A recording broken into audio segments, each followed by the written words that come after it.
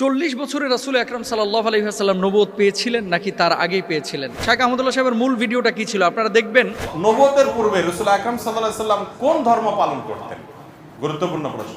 নবুয়তের পূর্বে আমাদের প্রিয় নবী সাল্লাল্লাহু আলাইহি ওয়াসাল্লামের ধর্ম কি ছিল? যদি বলেন যে কোন ধর্ম অনুসরণ করতেন না, তাহলে নাউজুবিল্লাহ উনি কি ধর্মহীন ছিলেন নাকি? উনি নবী হয়েছেন কত বয়সে? 40 বছর বয়সে। তাহলে 40 বছর বয়স মানে তো জীবনের মূল টাইমটা প্রায়। 40 বছর পর্যন্ত উনি নিজে তো নবী ছিলেন না, উনি নবী হয়েছেন তারপরে। তাহলে 40 বছর পর্যন্ত নবী হওয়ার আগে তার ধর্ম কি ছিল? সেই প্রশ্নটা শাইখ পড়েছে মাত্র, কাট করে নিয়ে যে ওই জায়গাটা ওখানে বসানো হয়েছে, আর এটা নিয়ে আমাদের ভাইয়েরা গোটা দেশ উত্তাল করে ফেললো। ফুল ভিডিওটা আগে দেখেন, তারপর আপনারা সিদ্ধান্ত নিন। কিন্তু যারা বিরোধিতা করছে 48 ঘন্টার আলটিমেটাম দিয়েছে একজন আলেমকে, একজন আলেম আহমদুল্লাহকে। আরে আহমদুল্লাহর গণার টাইম আমরা আছে। এই জন্য যে আহমদুল্লাহ এই কথা বলেছেন তাকে বলবো আমি 48 ঘন্টা সময় দিলাম। যে আলটিমেটাম দিছে, আমি আসলে বাস্তবিক পক্ষে তাকে কোনো আলেম মনে করি না। সে ভাইরাল হয়েছে কি দিয়ে? ডেলে দিই। পরিবেশটা সুন্দর না? আপনারা খাবেন? ডেলে দেই, ডেলে দেই। সে ভাইরাল হয়েছে কি দিয়ে? বুঝলে বুঝপাতা, না বুঝলে তেজপাতা। বুঝলে বুঝপাতা, না বুঝলে। এখন আর চা খাই না, কফি খাই। আগে চা খেতাম, এখন কফি খাই। উদ্ভট কিছু জিকির করে যেগুলো জিকিরের সংজ্ঞায় পড়ে না। আমি কত ভালোবাসি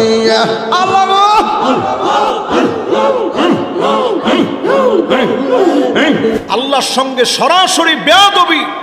আল্লাহর দমেরা সুলকি দিয়া গেলেন আল্লাহ গায়েব হইয়া রাসূলের ধন খাজা পাইয়া শুইয়া আছে আজ মেরে কেউ ফিরে না খালি হাতে খাজা তোমার। মাহফিলে বসে তার স্ত্রী কল দিয়েছে, ওইখানে বসে সে কল দিয়ে বলতেছে, কল ধরে, দেখছেন কিরকম দিলাম। এই শোনো, আমি ওয়াজে আছি, বুঝছো? Thank you very much. তোমার যন্ত্রণাটা কেমন দিলাম? এইরকম একজন বক্তা যদি 48 ঘন্টার আলটিমেটাম দেয়, আমি কখনো কোনো বক্তার নাম ধরে কোনো কথা কখনো বলি না, বলাটা পছন্দ করি না। আউল বাউল ফাউল যারা নাচানাচি গাওয়াগাওয়ি করে তাদের ইমেজটা কি? বর্তমান জেনারেশনের যুবকদের কাছে তাদের ইমেজটা কি? আর শাইখ আহমদুল্লাহর ইমেজ কি? মিজানুর রহমান আজহারীর ইমেজ কি? আহমদুল্লাহরা প্রতি বছর জন্ম নেয় না। স্বাবলম্বীকরণ প্রকল্পে লাখো মানুষের পাশে তিনি দাঁড়িয়েছেন। এদেশের মানুষ যখন বন্যার্থ হয়েছে, সিলেটে তিনি ছুটে গিয়েছেন, অথচ তিনি একটা মসজিদ হাতে নিয়েছেন। আপনারা দেখবেন এক সময় দেশকে রিপ্রেজেন্ট করার মতো একটা মসজিদ হবে ইনশাআল্লাহ। পড়ি আব্দুল জাহের মাহমুদ উনি প্রশ্ন করেছেন যে মোহতারাম, আল্লাহ রাসূল সাল্লাল্লাহু আলাইহি ওয়াসাল্লাম কি 40 বছরে নবুয়ত পেয়েছিলেন নাকি তিনি আগে থেকেই নবী, এবং এই বিষয়টা নিয়ে এত আলোচনা কেন হচ্ছে? দ্বিতীয়ত, শাইখ আহমদুল্লাহ সাহেব যে কথাটি বলেছেন সেই কথাটা আপনারা সমর্থন করেন কিনা? তৃতীয়ত, আরেকটি বিষয় উনি লিখেছেন যে এই বিষয়টা নিয়ে যে পরিমাণ আলোচনা এবং সমালোচনা হচ্ছে, সেই আলোচনা আপনারা বসে কি সমাধান করতে পারেন না? তিনটে বিষয়। আমি শেষ বিষয়টা নিয়ে আগে কথা বলবো যে আপনারা সমাধান করতে পারেন কিনা। দেখেন, কিছু কিছু বিষয় হাদিসে একাধিক বর্ণনা আছে, যেই বর্ণনাগুলো একাধিক থাকার কারণে সাহাবী রিদওয়ানুল্লাহি আনহুম আজমাইনদের জামানা থেকেই কিন্তু এই মতবিরোধগুলো চলে আসছে। যেমন আপনাকে একটা কথা বলি, নামাজের মধ্যে যে আমরা হাত বাঁধি, কেউ নাভির নিচে, নাভির ওপরে, কেউ বুকের ওপরে হাত বাঁধি, প্রত্যেকটা কিন্তু হাদিসের মধ্যে আছে, প্রত্যেকটা কিন্তু হাদিসের মধ্যে আছে। এখন আপনি যদি বলেন যে বুকের উপরে হাত বাঁধা এটাই বিশুদ্ধ আর সব কিছু বাকি হাদিসগুলো এগুলো নিষিদ্ধ বা এগুলো মানা যাবে না, তাহলে আপনি এখানে জুলুম করলেন, এটা উচিত না। কিছু বিষয় একাধিক বর্ণনা দুইভাবে এসেছে, তো সাহাবী রিদওয়ানুল্লাহি আনহুম আজমাইনদের মধ্যে ইখতিলাফ ছিল, তাবেঈনদের মধ্যে ছিল, পরবর্তী স্কলারদের মধ্যে ছিল, সালফে সালেহিনদের মধ্যে ছিল, বর্তমান সময়েও আছে, এটা থাকবে কিয়ামত পর্যন্ত। সেক্ষেত্রে আপনার আমার ভূমিকা কি হবে? আপনার আমার ভূমিকা হচ্ছে একাধিক বর্ণনা যখন থাকবে তখন আপনার যেটা ভালো লাগে আপনি মেনে নেবেন, তবে অবশ্যই ইসলামিক স্কলার একজনকে ফলো করবেন যে তার রায়টা কি। সেটা হানাফি মাযহাবের হতে পারে, শাফি মাযহাবের হতে পারে, মালিকি মাযহাবের হতে পারে, তার রায়টা কি। দুই নম্বর বিষয়, 40 বছরে রাসূল আকরাম সাল্লাল্লাহু আলাইহি ওয়াসাল্লাম নবুয়ত পেয়েছিলেন নাকি তার আগেই পেয়েছিলেন? এই কথাটা মূলত শায়েখ আহমদুল্লাহ সাহেবের যে মূল ভিডিওটা, সম্ভবত উনি এই যে চাঁদনি চক বা এই যে নিউ মার্কেটের ওখানে যেই একটা মাহফিল হয় কোন মসজিদে যেন, ওখানে সওয়াল জবাবের মধ্যে যে ভিডিওটা, মূল ভিডিওটা দেখেন। আমাদের কাছে কোনো শ্রোতা যখন প্রশ্ন করে, এই যে আজকে যে প্রশ্ন উত্তর দিচ্ছি, শ্রোতারা যখন প্রশ্ন করে আমরা কিন্তু প্রথমেই প্রশ্নটা আপনাদের সামনে পড়ে নেই। ইভেন এই যে আব্দুল জাহের মাহমুদ যে প্রশ্নটি করেছে, এই প্রশ্নটাও কিন্তু আমি পড়লাম। কোরআনুল কারিমে আল্লাহ কি বলছে একটা উদাহরণ দিয়ে আরও ক্লিয়ার হবেন। লা তাকরাবুস সালাহ, নামাজের ধারে কাছেও যায় না। এখন আপনি আগেও নিলেন না, পিছেও নিলেন না। লা তাকরাবুস সালাহ আল্লাহ বলছেন নামাজের ধারে কাছে যায় না, আপনি নিয়ে এসে এটা মুস্তাফিজ হুজুর বলল নামাজের ধারে কাছেও যায় না। এখন কখন? আল্লাহ তো এটা পরে বলে দিয়েছে, ও আনতুম সুকারা, যখন নেশাগ্রস্ত অবস্থায় থাকো। মদ খায়া পবিত্র না হয়ে সাথে সাথে নামাজে দাঁড়ায়ও না, নাপাক অবস্থায় দাঁড়ায়ও না। এখন আপনি কাট করে ওখানটা নিয়ে যে বসায় দিলেন। সুযোগ সন্ধানী যারা আছে সোশ্যাল মাধ্যমে, আমার লেকচার বলেন, আহমদুল্লাহ সাহেবের লেকচার বলেন, আব্দুল্লাহ সাহেবের লেকচার বলেন, XYZ যে কোনো স্কলারের লেকচার কেটে কেটে অনেকভাবে কিন্তু উপস্থাপন করা যায়। একটা পজিটিভ বিষয়কে কিন্তু নেগেটিভলি উপস্থাপন করা যায়। আর যে ভদ্রলোক এই কথাগুলো নিয়ে আজকে আলোচনা করতেছে, শায়েখ আহমদুল্লাহ সাহেবের মূল ভিডিওটা কী ছিল আপনারা দেখবেন, এখন ইউটিউবে আছে। প্রশ্নটা শায়েখ এভাবে পড়ছেন যে এক ভাই প্রশ্ন করেছেন, রাসূল আকরাম সাল্লাল্লাহু আলাইহি সাল্লাম তো 40 বছরে নবুয়ত পেয়েছেন, এর আগে তিনি নবী ছিলেন না, তাহলে এই 40 বছর আগে তিনি কোন ধর্ম অনুসরণ করতেন? তাহলে কি আল্লাহ রসুল কোনো ধর্মের অনুসরণ করতেন না, নাকি অনুসরণ করতেন? অনুসরণ করলে কার ধর্ম অনুসরণ করেছেন? আমরা জানি যে ইব্রাহিম আলাইহিস সালাতু ওয়াস সালামের দিন ধর্ম আল্লাহ রসুল সাল্লাল্লাহু আলাইহি সাল্লাম অনুসরণ করেছেন। তাহলে শায়েখকে প্রশ্ন করা হয়েছে, সেই প্রশ্নটা শায়েখ ওখানে উপস্থাপন করেছেন যে আল্লাহর রাসূল 40 বছর তো নবুয়ত পান নাই। প্রশ্নটা এভাবে করাছে, সেই প্রশ্নটা শায়েখ পড়েছে মাত্র, কাট করে নিয়ে যে ওই জায়গাটা ওখানে বসানো হয়েছে। আর এটা নিয়ে আমাদের ভাইয়েরা গোটা দেশ উত্তাল করে ফেললো। জ্ঞানী মানুষের একটা বিষয় কি জানেন, যে সবসময় তর্কে জড়ায় না, ঝগড়া বিবাদে জড়ায় না। কারণ যেই গাছে যত ফল বেশি, সেই গাছটা তত নত বেশি। এই যে আম বড় বড় দেখবেন গাছের উপরে ধরে আছে, যত বেশি আম গাছটা তত নত। এত কথা শায়েখ আহমদুল্লাহ সাহেবকে নিয়ে বাংলাদেশে হলো, আমি তো দালাল হয়ে গেছি। মানুষ বলতেছে, কতজন তো আমাকে নিয়ে কত কথা বলতেছে। এতদিন আমাকে নিয়ে কেউ সমালোচনা পৃথকভাবে করেছে, কিন্তু আওয়ামভাবে একটা দুইটা না, একাধিক ভিডিওতে আমাকে সমালোচনা করেছে। যে ভাই আমার নিয়ে গালমন্দ করেছে, সমালোচনা করেছে, আমি তার জন্য দোয়া করি, আল্লাহ তাকে হেদায়েত দান করুক, আল্লাহ তাকে মাফ করে দেয়। তার ব্যাপারে আমার কোনো আক্রোশ নাই, বিদ্বেষ নাই। কিন্তু শায়েখ আহমদুল্লাহ বাংলাদেশের একটা অ্যাসেট। আহমদুল্লাহরা প্রতি বছর জন্ম নেয় না। আমি মুস্তাফিজ না থাকলে দেশের জাতির দিনের অতটা ক্ষতি হবে না। একজন শায়েখ আহমদুল্লাহ না থাকলে এ দেশের, এ জাতির, এ দিনের অনেক বড় ক্ষতি হবে, অনেক বড় ক্ষতি হবে, অনেক বড় ক্ষতি হবে। সুতরাং শায়েখ আহমদুল্লাহ সাহেবকে নিয়ে এই কথাগুলো যারা বলতেছে, মূলত শায়েখ আহমদুল্লাহ ব্যক্তি আহমদুল্লাহ টার্গেট না, মূলত তার প্রতিষ্ঠান টার্গেট। কারণ মানুষজন যাতে করে এই প্রতিষ্ঠানটার উপরে প্রশাসনিক নজরদারি নিয়ে এসে প্রতিষ্ঠানটাকে বন্ধ করতে পারে। কারণ কি? মানুষের ভিতরে একটা গ্রহণযোগ্যতা তৈরি হয়েছে।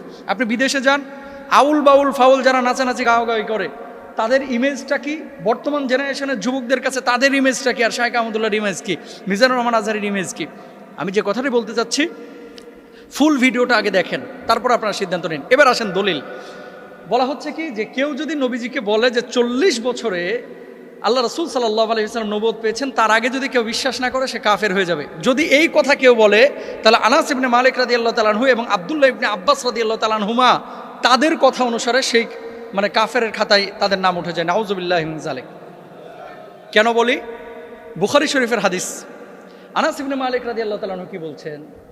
আল্লাহ রাসূল সাল্লাল্লাহু আলাইহি ওয়াসাল্লামের 1 বছরও না 2 বছর না 10টা বছর তিনি খেদমত করেছেন। তিনি বলছেন, বাসাহুল্লাহু আলা রাসি 40 সানাতান। হযরত আব্দুল্লাহ ইবনে আব্বাস রাদিয়াল্লাহু তাআলা আনহু থেকে বর্ণিত, বুইসা রাসূলুল্লাহ সাল্লাল্লাহু আলাইহি ওয়াসাল্লাম লি 40 সানাতান। আল্লাহ রাসূল সাল্লাল্লাহু আলাইহি ওয়াসাল্লামের উপরে আল্লাহ তাআলা নবুয়ত দিয়েছেন 40 বছরে। তা আনাস ইবনে মালিক রাদিয়াল্লাহু তাআলা আনহু তিনি বলছেন 40 বছরে নবুয়ত দেওয়া হয়েছে। তাহলে যারা বলতেছে যে 40 বছরে আল্লাহ নবীকে নবুয়ত দেওয়া হয়েছে, তাহলে সেই কথা অনুসারে আনাস ইবনে মালিক রাদিয়াল্লাহু তাআলা আনহুর উপরে তো সেই অপবাদ যায়। নাউযুবিল্লাহ। আব্দুল্লাহ ইবনে আব্বাস রাদিয়াল্লাহু তাআলা আনহু তিনি বলছেন, নবীজি বলছেন, ইন্নী লা আরিফু হাজরান বিমাক্কাতা কানা ইউসাল্লিমু আলা ক্বাবলা আই উবাস। যে আল্লাহ রাসূল সাল্লাল্লাহু আলাইহি ওয়াসাল্লামের উপরে 40 বছরের নবুয়ত এসেছে। আল্লাহ রাসূল সাল্লাল্লাহু আলাইহি ওয়াসাল্লাম আরেকটা হাদিসের মধ্যে কি বলছেন দেখেন। আল্লাহ রাসূল সাল্লাল্লাহু আলাইহি ওয়াসাল্লাম বলছেন যে আমি একটা পাথরকে চিনতাম, জানতাম যে পাথরটা আমাকে কবলা আই ইউসাল্লিমা, আমাকে সালাম প্রদান করত, আন উবাসা নবুয়া, আমি নবুয়ত পাওয়ার আগেই এই পাথরটা আমাকে সালাম করত। তো নবুয়ত পাওয়ার আগে পাথর আমাকে সালাম করত, আল্লাহ রাসূল সাল্লাল্লাহু আলাইহি ওয়াসাল্লাম নিজে বলেছেন। তো নবীজি যে বললেন যে আমায় নবুয়ত পাওয়ার আগে পাথর আমাকে সালাম করত, তাহলে নবুয়ত আল্লাহ রাসূল সাল্লাল্লাহু আলাইহি ওয়াসাল্লাম একটা নির্দিষ্ট সময় পেয়েছেন। এখন আরেকটি হাদিস যেটা দিয়ে সব ভাইয়েরা দলিল পেশ করে, নবীজি সাল্লাল্লাহু আলাইহি ওয়াসাল্লামের নবুয়তের ব্যাপারে জিজ্ঞেস করা হয়েছিল যে আপনি কখন থেকে নবী? তিনি জবাব দিয়েছেন, কুনতু নাবিয়ান ওয়া আদামু বাইনাল মাই ওয়াত তিন। অন্য বর্ণনায় আছে কুনতু নাবিয়ান ওয়া আদামু বাইনার রূহি ওয়াল জাসাদ, আদম যখন শরীরে এবং পানির মধ্যে তিনি ছিলেন তখন থেকেই আল্লাহ রাসূল সাল্লাল্লাহু আলাইহি ওয়াসাল্লাম নবুয়ত পেয়েছিলেন। আদম যখন রূহ এবং মাটির মধ্যে মিশ্রিত ছিলেন তখন থেকে আল্লাহ রাসূল সাল্লাল্লাহু আলাইহি ওয়াসাল্লাম নবুয়ত পেয়েছিলেন।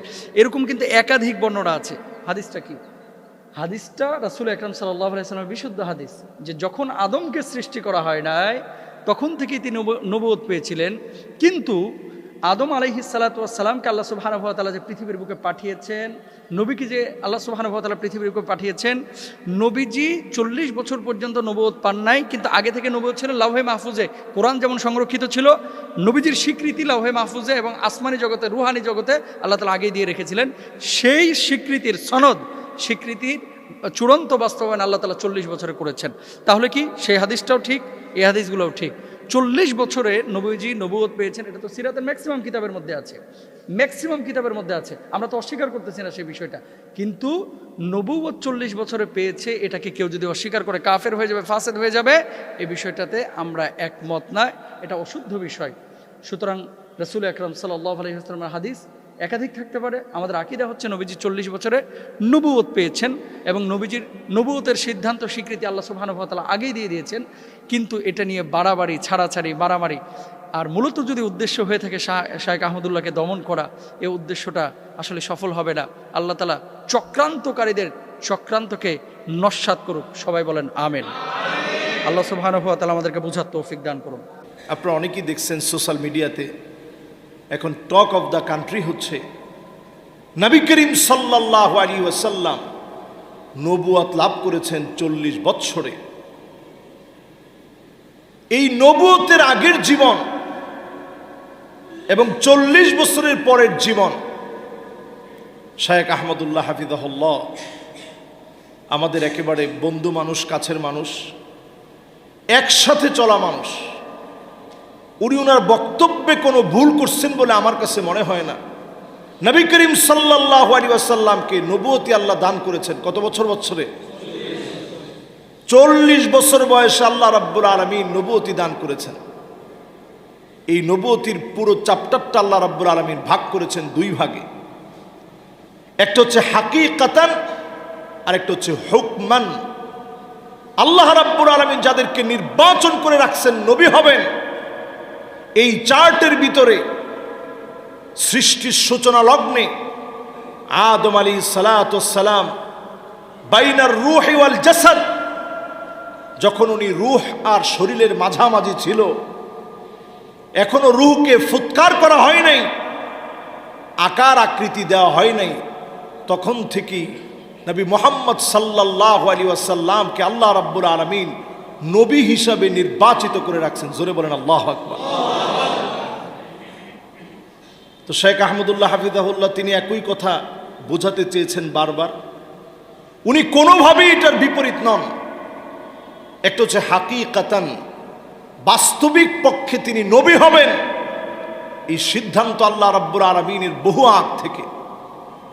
যেমন বাপ সবসময় সিদ্ধান্ত নিয়ে রাখে আমার এই ছেলেটারে আলেম বানাবো, সিদ্ধান্ত নেওয়ার পর আমি মানুষ, আমার সিদ্ধান্ত আল্লাহ রাব্বুল আলামিন যেহেতু সুযোগ দিছেন, আমি যদি নিজে আলেম না হই, বাপের সিদ্ধান্ত ছিল যে আলেম বানাবে, এটা ছিল হাকিকি বাবার সিদ্ধান্ত, বাবার নির্বাচন।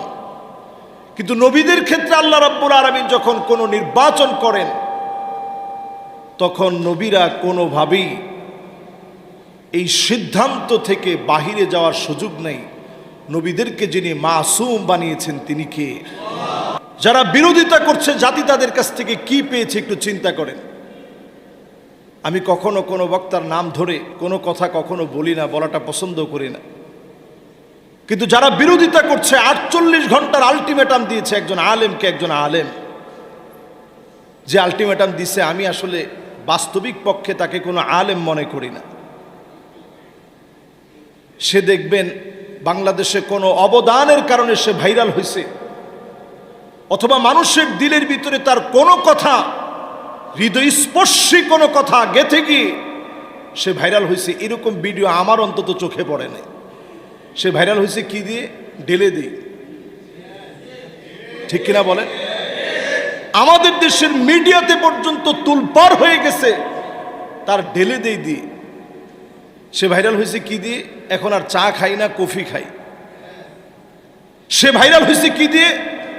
বুঝলে বুঝপাতা, না বুঝলে তেজপাতা। সে ভাইরাল হয়েছে কিভাবে? উদ্ভট কিছু জিকির করে, যেগুলো জিকিরের সংজ্ঞায় পড়ে না, আল্লাহর সঙ্গে সরাসরি বেয়াদবি, বিভিন্ন ভণ্ডদের নামগুলো তার বিভিন্ন আলোচনার মধ্যে বলে বলে এই পাগলামি সাগলামি দিয়ে সে ভাইরাল হয়েছে। ঠিক কিনা বলে? শুধু এক জায়গায় না, আপনি আরো মিলায় দেখেন তার অবদান কি বাংলাদেশে। তার অবদান হচ্ছে মাহফিলে বসে তার স্ত্রী কল দিয়েছে, ওইখানে বসে সে কল দিয়ে বলতেছে, কল ধরে, দেখছেন কিরকম দিলাম। স্ত্রীর সঙ্গে কথা বলছে। এই যে আপনি স্ত্রীর সঙ্গে কথা বলছেন, আমরাও তো ওয়াজের ময়দানে আলহামদুলিল্লাহ বাংলাদেশ দেশের বাহিরে 10 বছর ধরে কথা বলি। মিশর যখন পড়াশোনা করতাম তখনও 5 বছর কথা বলছি।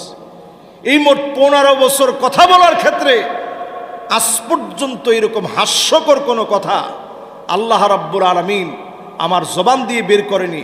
আগামী দিনেও যেন আল্লাহ বের না করে, পড়ে না আমিন। তার অবদান কি জাতির ভিতরে? ছেলেদেরকে উস্কানি দেওয়া। তার অবদান হচ্ছে এমন উদ্ভট কথা বলা যেগুলো কুরুচিপূর্ণ, যেই কথাগুলো স্বামী স্ত্রী তার সন্তানদেরকে নিয়ে একত্রে শুনতে পারে না, যে কথাগুলো দিয়ে প্রতিনিয়ত টিকটক হচ্ছে। এইরকম একজন বক্তা যদি 48 ঘন্টার আলটিমেটাম দেয়, এটা টিকটকারের আলটিমেটাম হবে, বাস্তবিক কোনো আলটিমেটাম হবে না। ঠিক কিনা বলে? আমরা আলেমরা সজাগ হওয়া উচিত। শেখ আহমদুল্লাহ এই জাতির রাহবার হিসেবে কি করে নাই। আমি এমন ব্যক্তির পক্ষে বলছি না যে ব্যক্তি যার সাথে আমার চলাফেরা নাই। ওমর রাদিয়াল্লাহু তাআলা আনহুর সামনে এসে বলা হচ্ছে এই লোকটা খুব নেককার, খুব দিনদার। ওমর রাদিয়াল্লাহু তাআলা আনহু বলছেন, আতাআমালতা মাহু, তুমি কি তার সাথে লেনদেন করছো? বলছে, না, লেনদেন তো করতে পারিনি। তো কেমনে বুঝলো যে লোকটা দিনদার? আসাফারতা মাহু, তুমি কি তার সাথে সফর করছো?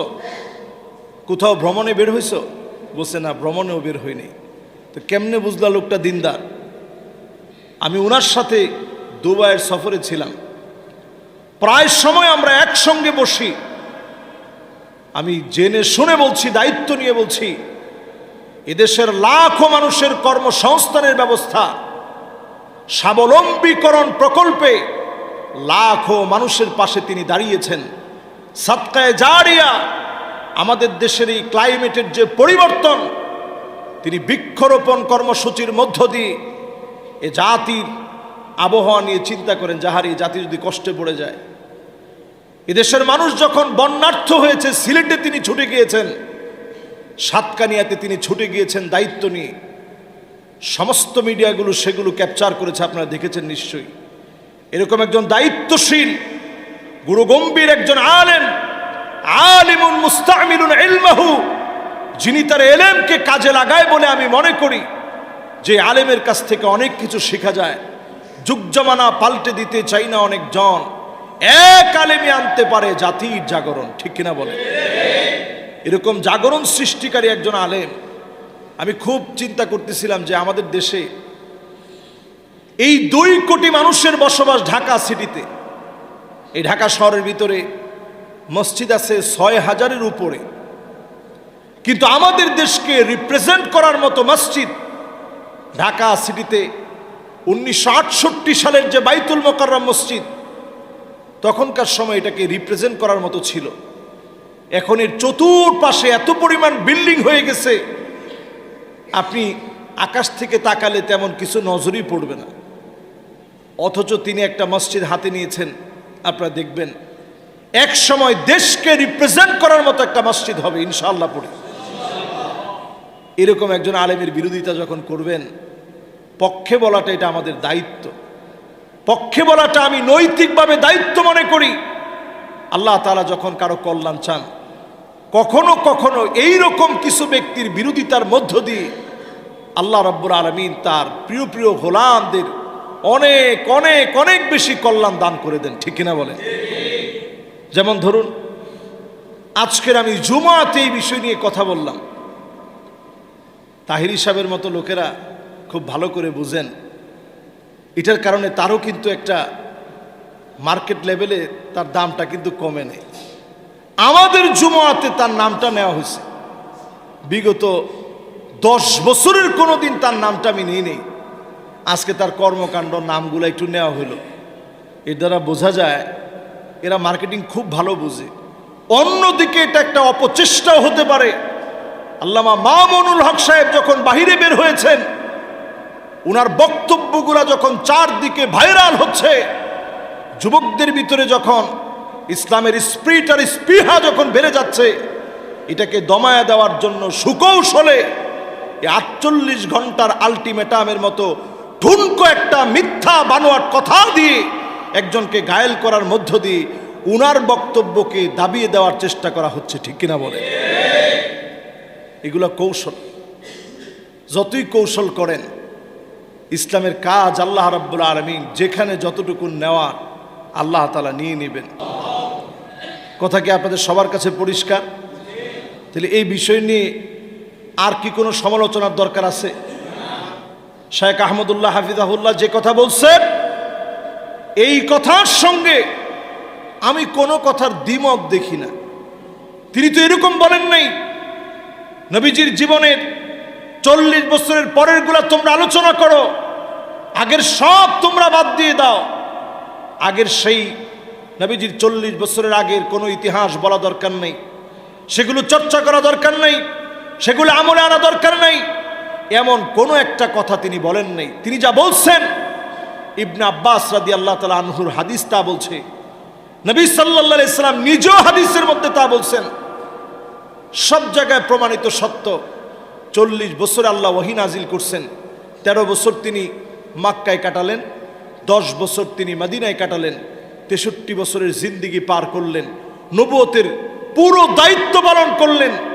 উম্মতের জন্য শ্রেষ্ঠ নিদর্শন কোরআন আর সুন্নাহ তিনি রেখে গেলেন। পড়েন আল্লাহু আকবার। আমাদের কাজ কি? এই কোরআন আর সুন্নাহ নিয়ে থাকা। আল্লাহ যেন আমাদেরকে তৌফিক দান করেন। পড়ে না আমি। নবুয়তের পূর্বে রাসূল আকরাম সাল্লাল্লাহু আলাইহি সাল্লাম কোন ধর্ম পালন করতেন? গুরুত্বপূর্ণ প্রশ্ন। নবুয়তের পূর্বে আমাদের প্রিয় নবী সাল্লাল্লাহু আলাইহি সাল্লামের ধর্ম কি ছিল? যদি বলেন যে কোন ধর্ম অনুসরণ করতেন না, তাহলে নাউজুবিল্লাহ উনি কি ধর্মহীন ছিলেন নাকি? উনি নবী হয়েছেন কত বয়সে? 40 বছর বয়সে। তাহলে 40 বছর বয়স মানে তো জীবনের মূল টাইমটা প্রায়। তো এই 40 বছর পর্যন্ত উনি নিজে তো নবীই ছিলেন না, উনি নবী হয়েছেন তারপরে। তাহলে 40 বছর পর্যন্ত নবী হওয়ার আগে তার ধর্ম কি ছিল?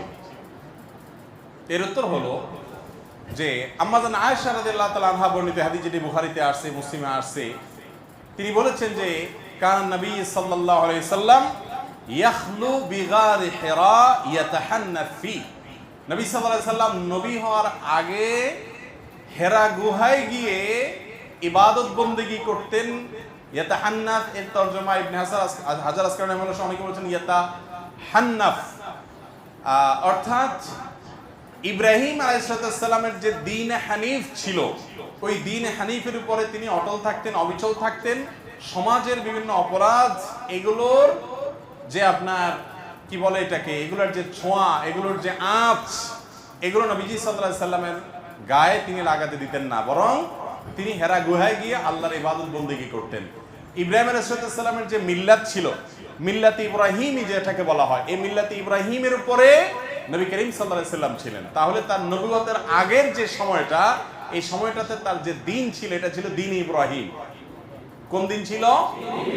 তার বাবা পূর্বপুরুষ ইব্রাহিম আলাইহিস সালামের দিন এবং মিল্লাতের উপরে ছিলেন, এবং সেই মিল্লাত, সেই আকীদা এবং সেই ইমানের উপরে থেকে তিনি গারে হেরায় গিয়ে আল্লাহ তাআলার জিকির, আল্লাহর স্মরণ, দোয়া করতেন।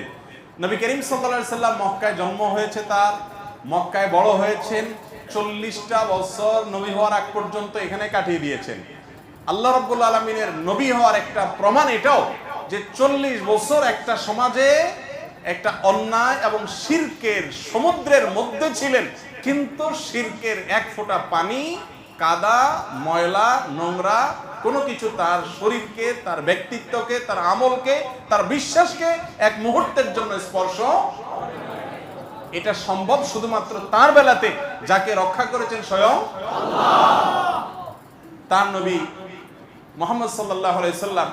মক্কায় সবাই যখন মূর্তি পূজা করে, সবাই যখন শিরক করে, সবাই যখন শিরকের ভিতরে নিমজ্জিত, সবাই যখন বিভিন্ন জাহিলি যুগের কর্মকাণ্ডে নিমজ্জিত, গোটা সমাজ একদিকে যাবে, একটা মানুষ স্রোতের বিপরীতে একা একা টিকে থাকবে, কেউ তাকে ওয়াজ নসিহত করে কনভিন্স করছে, এরকমও না।